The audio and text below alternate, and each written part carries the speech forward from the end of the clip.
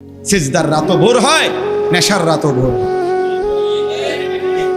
হ্যাঁ, আজ রাত যে যুবক আল্লাহকে সিজদা দেয় তারও ভোর হয়, যে মদের নেশায় পড়ে থাকে তারও কি হয়ে যায়, ভোর হয়।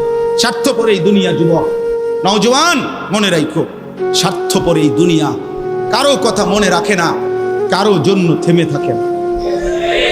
আমি এই পরশুদিন দেখছি, গতকালকের আগের দিন সকাল 6:30 বাজে আমি আমার বাজারে, ময়নামতি সাবের বাজার, ওইখানে দেখছি একটা হাইয়েস্ট গাড়ি একটা ট্রাকের মুখোমুখি হইয়া, হাইয়েস্ট গাড়িটার ড্রাইভারটা জাগাত তারে বাইরে করছে টাইম না হেসরাইয়া, কিছুক্ষণের মধ্যে লোকটা মারা গেছে।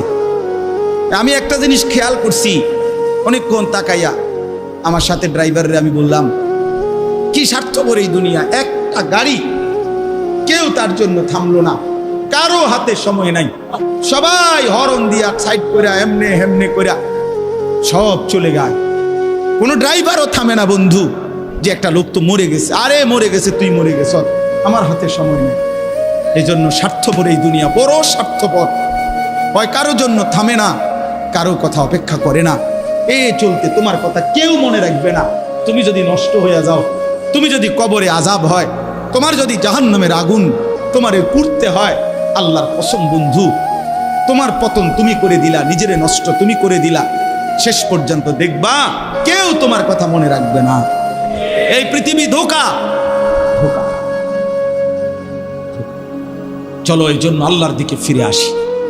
ইল্লা মান তাবা ওয়া আমানা ওয়া আমিলা সালিহান, আল্লাহ বলে যে গুনাহ ছেড়ে দিয়ে তওবা করলো, আমি আল্লাহকে বিশ্বাস করলো এবং পুনরায় আবার নেক আমল শুরু করে দিল, ফাউলাইকা ইয়াদখুলুনাল জান্নাহ, আমি আল্লাহ ওয়াদা দিলাম, আমি আল্লাহ তাদেরকে জান্নাতেই ঢুকায়া দেব।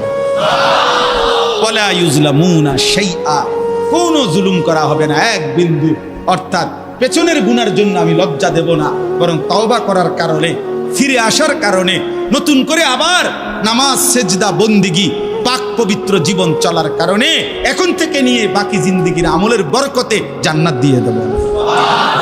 এই জন্য প্রিয় সন্তান, প্রিয় কিশোর, নওজওয়ান, যুবক, চলো ইনশাআল্লাহ বদলাইবার সিদ্ধান্ত নেই।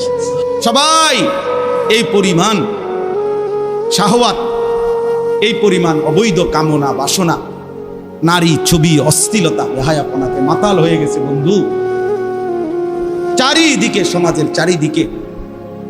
হজ্জের সফরে ছিলাম, যে কয়দিন যাই খোঁজ খবর নিছি, দেশের খবর একটাই, হত্যা, খুন, ধর্ষণ, নারী নির্যাতন। আর সবচেয়ে আশ্চর্যের কথা হলো, আমি মনে হয় আমার এই ছোট্ট হায়াতে গত 30 বছরে আমি যেই কথাটা এতবার শুনি না।